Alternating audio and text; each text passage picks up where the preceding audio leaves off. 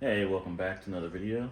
In this video, I'm going to show you guys how to build a log manifold out of schedule pipe Inconel 625. If you look on the internet, you normally don't see a lot of videos on people fabricating with Inconel in general, let alone schedule pipe. So I have an assortment of Inconel 625. This is schedule 10, and same with this. This is schedule 10 as well. This is 2-inch pipe, 1.5-inch pipe, and then we got some Inconel.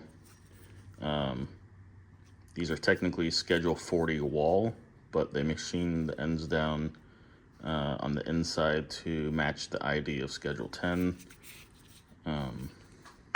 And then we got a 2-inch reducer to 1.5 inch. I think this is technically schedule 80. And once again, machined the ID to match schedule 10. And we've got a piece here that I already cut, beveled. You can see a good comparison on the side that I cut, where it's not machined on the inside. It's fairly thick compared to the other side. And then we've got Good Fabs Inconel V-bands. So that is the materials I am working with. We've got a heat sink here, and we've got a heat sink for the V-bands. Make sure we don't warp those when they're welded. And then I've got my cutting fixture for cutting elbows. Unfortunately, I can't use this to cut any of this in the bandsaw, so I'm purely just using it to set my angle that I want and sliding this in and then just marking around it, and then I have to hand cut with a fiber disc, essentially cutoff wheel, because normal bandsaw blades and hole saws is no match for the Inconel material. And then on the motor, we've got, now this is actually not Inconel, this is 304 stainless, which is fine. You can weld stainless to Inconel. You just have to use a certain rod for it. And I'll go over the filler rods that I'm using. But I had these machined so that you could slide the pipe inside, and just kind of mimicking how the old stuff was made. But yeah, and this is not like a normal standard LS flange where it's just using these smaller bolts. These manifolds are under a lot of extreme heat and runtime, so everything's warping pretty bad, so they are utilizing these upper holes, and I believe these are a M10 bolt to help prevent warping, although it does happen. And I have to repair the manifolds quite frequently. These are manifolds that I haven't built, but I've been repairing over the past year or so. So these are getting to be the end of their life cycle, along with these ones over here. I believe these ones are beyond repair. And then some of the stuff that I'm using to cut the material, I'm using die grinder, angle grinder, cutoff wheel, got a flap wheel. This stuff does pretty decent cutting the Inconel. And then I've got these drum sanders to cut the holes. Well, I'm cutting the holes with these, and then this to shape the hole for when I cut the log for the runners. Pretty much this is all I'm using. I can't use any fancy cutting tools or anything. I'm doing it all by hand. And I'm also using some PVC pipe, which pipe is pipe, and it's the same dimensions. So I'm using the pipe to basically mock everything up, almost kind of like the ice engine blocks that I use to map out my manifolds. But this is all the material I have to work with, so I'm very limited on making mistakes. So I figure out all my cuts with PVC, get that mocked up, get my cuts, and yeah, before I cut any Inconel, I make sure I get all the lengths right. And to notch my runners, cannot do that in my tube notcher. I already tried, smoked the brand new Lennox hole saw in 2 seconds flat. So I ended up notching some 2-inch tube, which is almost the same. The ID is almost the same as the OD of 1.5-inch pipe, and basically just cut a little slit in the one end, kind of like a relief, and then it basically just slides right over. And I have a pretty nice template to mark out my cut. Then I cut it with the cutoff wheel and shape it with the flap wheel, clean up the cut and whatnot. So that's the gist of what I'm using to cut and form and prepare the pipe for fabricating. And I'm also using my trusty buffing wheel just to clean up the surface of the pipe, just to make sure everything's nice and clean. The Inconel does kind of weld. It's kind of hard to explain. It just looks really dirty when you weld it.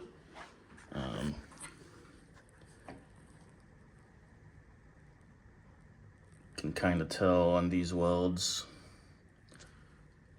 it's not the cleanest looking, and that's with fully prepped materials, like as good as it gets. However, these V-bands weld exceptionally really good. Really happy with how the V-bands weld. But yeah, so I've already started cutting some stuff. I got the correct length on the 2-inch that I need. Got this guy cut already off camera and prepped the material.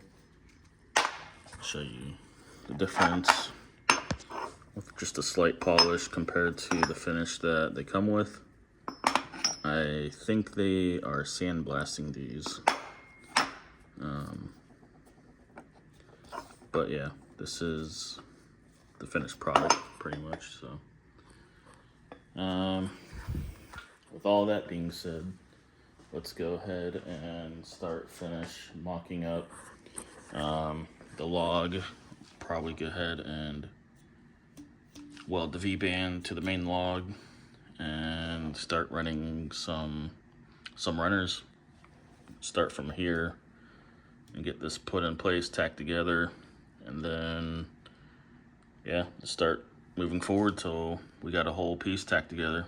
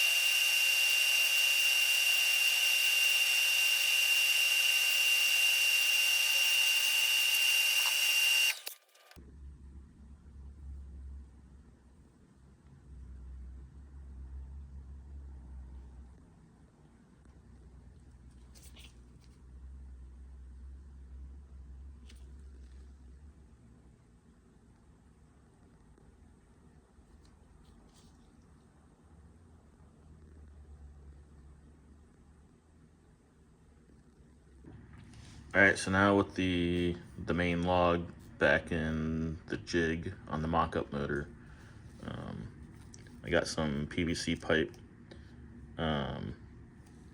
mocked up to hopefully figure out what lengths I need.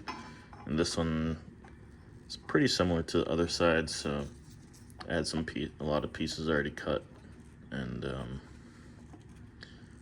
pretty much just needs some minor tweaks. But yeah, for the most part, I'm gonna go ahead and cut these straight pieces out, and maybe might make them probably 1 mil longer each, and should be able to fine tune them if I need to shorten them, or even if this needs to slide in and out a little bit. But I'm trying to keep them all the way slid in just for flow reasons. But I will make a slight adjustment if needed. So I'm gonna go ahead and transfer these lengths onto the straight pipe and mark it out with some tape, and then cut the pieces out.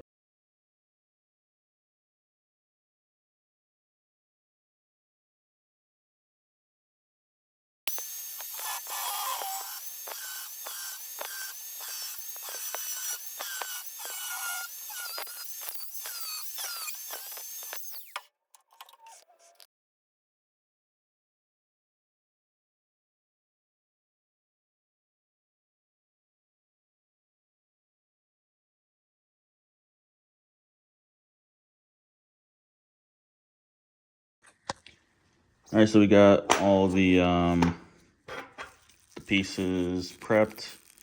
Got a nice bevel on everything.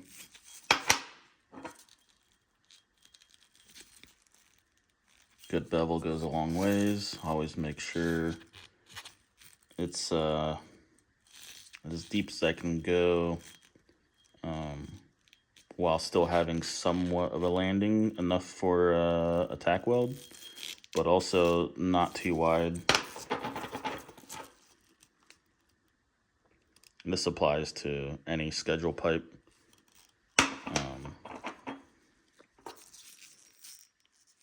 Really helps get that full penetration, and just having a really nice bead profile. So, and not having to shove in a bunch of filler rod if your bevel is super wide, that you got that much more filler you gotta shove in there. So, and this filler rod is super expensive for Inconel, and I know I didn't really touch base on it, but this is the filler that I'm using from Crown. This is just a regular filler rod for welding Inconel 625. The actual name for this rod is ERNIC RMO-3. Crown uses different terminology for their filler rods. And then this is the filler that you use for welding Inconel to stainless from Crown. It's Royal 8210, and very similar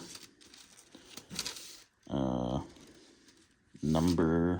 Oops, dropped my plug. Very similar number to the other one. There it is. It is ERNIC R-3.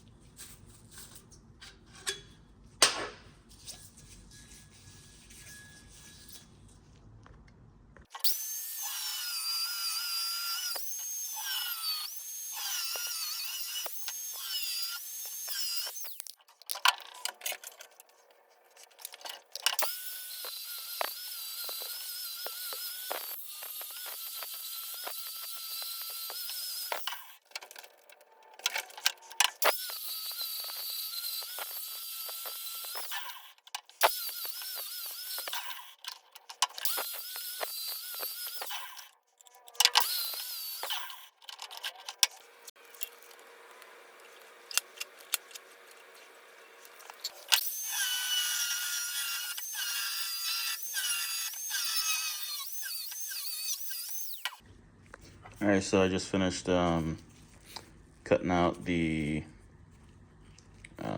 notched piece for the rudders to the main log, and I got this one pretty decent. I'm not gonna get them perfect, but that's fine. It doesn't matter if there's a slight gap. It's just good for making sure you're gonna get pretty good penetration.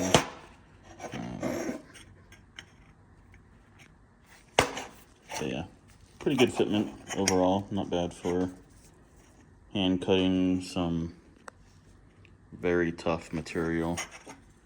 Then over here, going to test fit the pieces.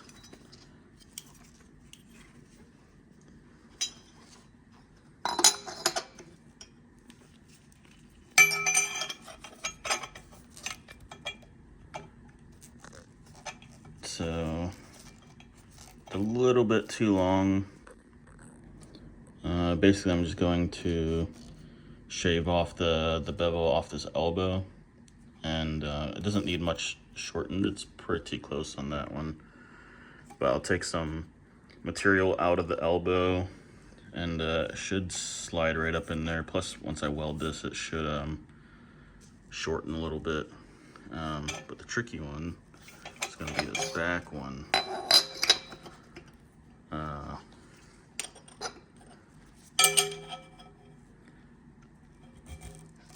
It's got a gap, but the gap's not too bad, honestly. For making the fix, basically I'll just hold that piece in place, measure the gap, and then I'll just cut this piece longer on the next one. And then same thing for this one. It's a little long for the front runner, so I'll have to do some massaging to this piece or this one when I cut this one out. Maybe I'll even cut it even shorter, because the distance from this runner to the log from this is a little bit tighter over here. One last thing about this this runner right here, since it's not a full 2-inch piece, we will have a gap at the back. So basically what I'll do is, when I mark out on the pipe, I'll just on the bottom end of this notch, I'll just leave a lot more material down in this area when I cut it out. So worked out pretty good on the other manifold, so I'll just do that same process again, and it shouldn't be too bad. So yeah.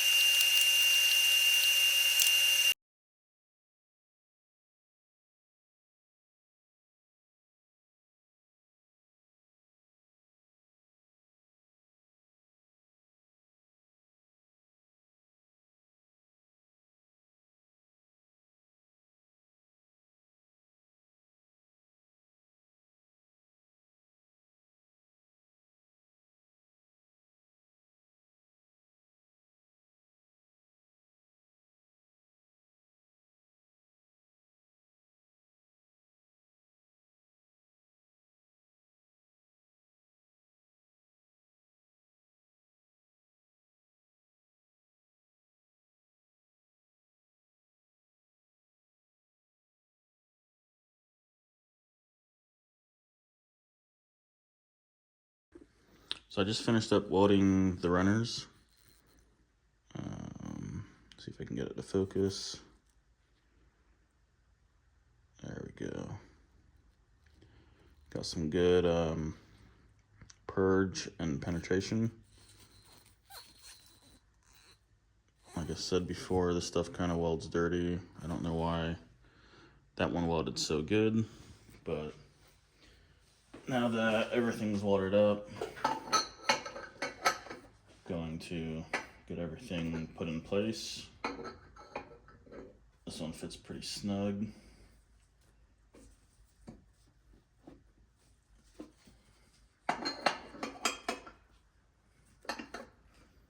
Then going to take my deep reach marker and mark out all the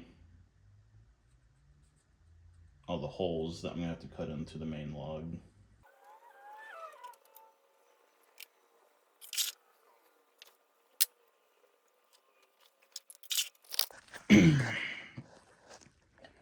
Alright, so I got everything marked out. Just want to show you guys the fitment. Might look a little gappy with the marker kind of showing like a shadow almost, but everything fits pretty good.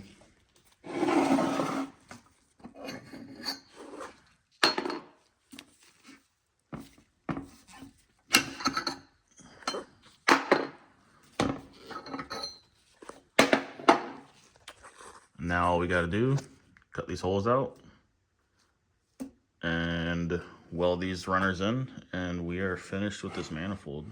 But this is a pretty time consuming process, and I will show you guys how I cut these out. And yeah, let's keep moving along.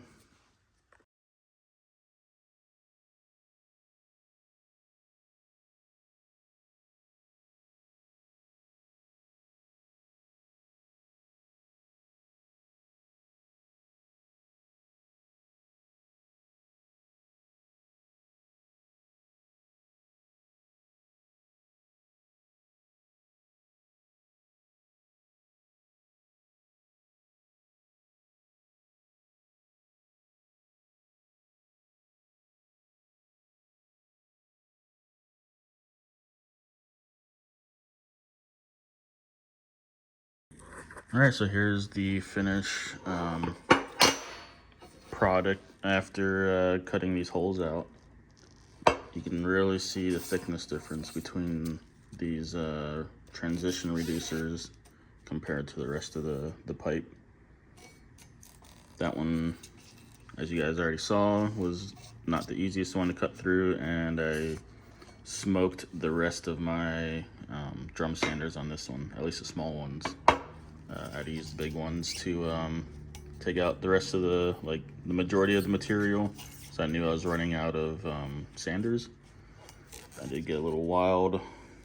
Sander slipped a little bit here and here, but these aren't going on anything fancy, so that really doesn't matter, and they're getting wrapped anyways. So, but yeah, I'm going to bolt this to the mock-up motor and get the V-band clamped. Just want to make sure that